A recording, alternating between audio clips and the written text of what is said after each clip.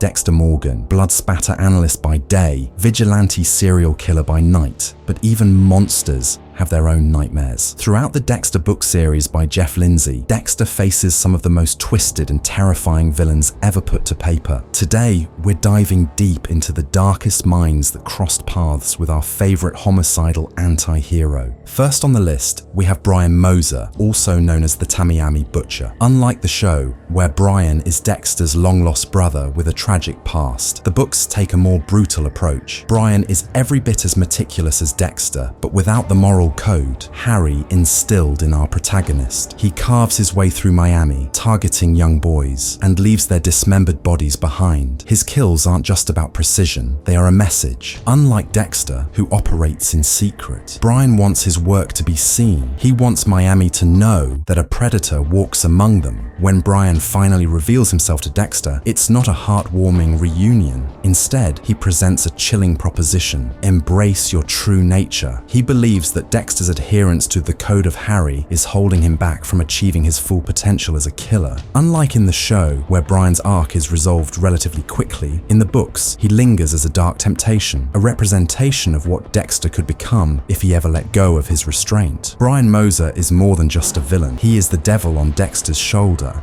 Brian's presence in the book series is particularly sinister because he doesn't just kill, he orchestrates horror like an artist painting his masterpiece. He understands Dexter better than anyone, not because they share blood, but because they share an instinct. Brian's obsession with Dexter isn't fueled by love or nostalgia. It's a desperate need to connect with someone who should understand him. To Brian, their shared trauma, the childhood moment that defined them both, is something sacred. Where Dexter was saved by Harry and given a structure to function within, Brian was left to rot in the darkness, embracing his monstrous nature fully. He is Dexter without restraint, without illusion, without the thin veil of normalcy. And what makes him terrifying isn't just his brutality, but the fact that deep down, Dexter sees the temptation in his words. Brian forces Dexter to question the very foundation of his life. Is he a predator fighting his instincts, or just a killer lying to himself? Next up, we have Dr. Danco, the deranged surgeon from Dexter by design. A former military doctor who was trained to extract information through torture, Dr. Danco didn't just lose his humanity, he twisted it into a new, horrific art form. His victims aren't just killed, they are unmade. Danco's method is to kidnap his targets and systematically remove body parts, fingers, ears, eyelids, while keeping them conscious and aware of every second of their suffering. Dr. Danco is not a killer in the traditional sense. He doesn't dispatch his victims swiftly. Instead, he transforms them into something else entirely, shattered husks of their former selves, incapable of speaking or functioning, left alive, but utterly ruined. He sees his work as science, a grotesque experiment in human endurance and psychological destruction. His expertise in surgical dismemberment makes him one of the most uniquely horrifying threats Dexter has ever faced. Unlike other killers, Danco does not seek an emotional release, a vendetta, or even sadistic pleasure. His purpose is purely clinical, detached, methodical. He strips his victims of their agency, their identity, and even their humanity. For Dexter, who prides himself on control and efficiency, Dr. Danco is a chilling reflection of what happens when a killer is guided by precision without purpose. The confrontation between Dexter and Danco isn't just about stopping a monster, it's about preventing a fate worse than death. Because in Danco's hands, death is a mercy. In Dexter in the Dark, we meet Robert, a villain unlike any Dexter has encountered before. Robert is not just a serial killer, he is a zealot, a true believer serving the will of an ancient entity called Moloch. Unlike Dexter, who sees his dark passenger as an internal force, Robert believes his actions are commanded by something external, something far more sinister. His victims, often young children, are sacrificed in elaborate rituals, their lives offered up to an entity that demands suffering. What makes Robert particularly chilling is his complete and utter devotion. He does not kill for pleasure, nor for personal gain. He kills because he believes it is necessary. His methods are precise, his rituals deeply rooted in ancient sacrifice, and his conviction unwavering. The introduction of Robert also forces Dexter to question the true nature of his own impulses. Could the dark passenger be more than just an inner voice? place? Could it be something ancient, something beyond his understanding? This shift in perspective shakes Dexter's sense of control to its core. Ultimately, Robert is a terrifying reflection of faith taken to the extreme, where devotion turns to destruction and belief becomes a justification for horror. He is not a man plagued by doubt or hesitation. He is a predator acting under divine command, and for the first time, Dexter finds himself facing a killer whose motivations go beyond anything he has ever encountered. Whether supernatural or not, Robert represents an existential threat to Dexter's identity, making him one of the most unsettling and thought-provoking villains in the entire series.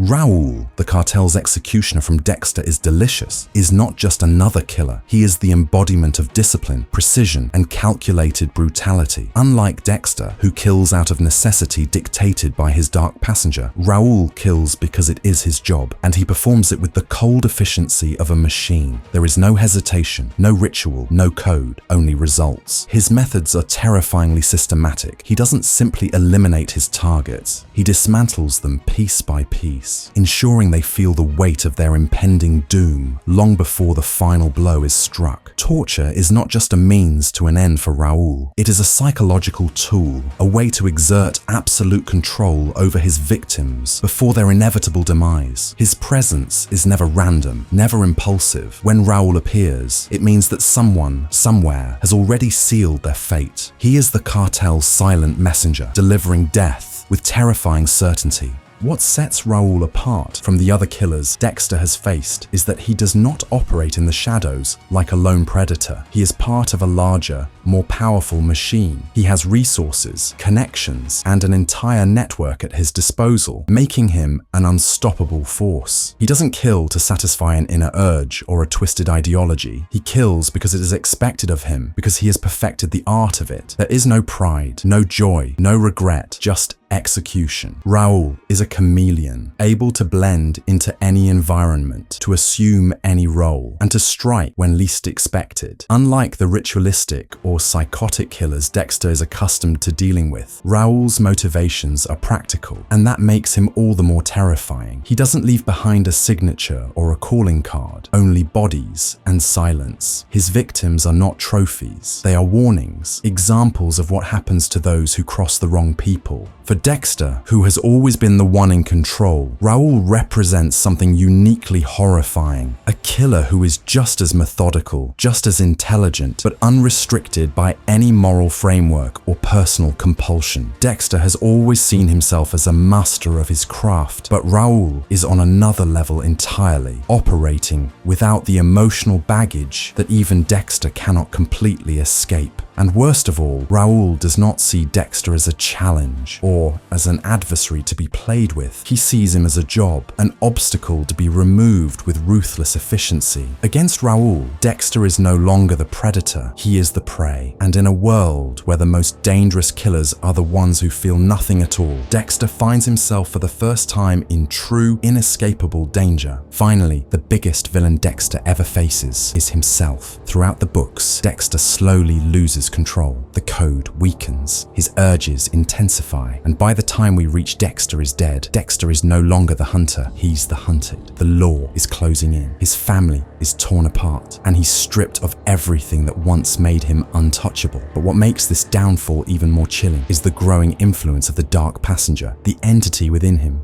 that once served as a guide, now becoming a force he can no longer contain. It was always there, lurking in the background, a whisper in his mind nudging him toward violence. At first, Dexter believed he controlled it, wielded it like a weapon, keeping it bound within the confines of Harry's code. But as time passes, it becomes clear that the dark passenger was never a separate force. It was always him, and without the rigid structure of the code to restrain it, it starts to take over in ways he never anticipated. Dexter's internal battle is one of the most fascinating aspects of the series. At first, he believes himself to be completely in control, a master of his impulses. He views the dark passenger as a tool, a voice that helps him navigate the world of monsters. It sets him apart from the killers he hunts, making him feel like something different, something better. But as the books progress, that voice becomes something more sinister, whispering darker urges, pushing him further, making him question whether he was ever truly at the wheel.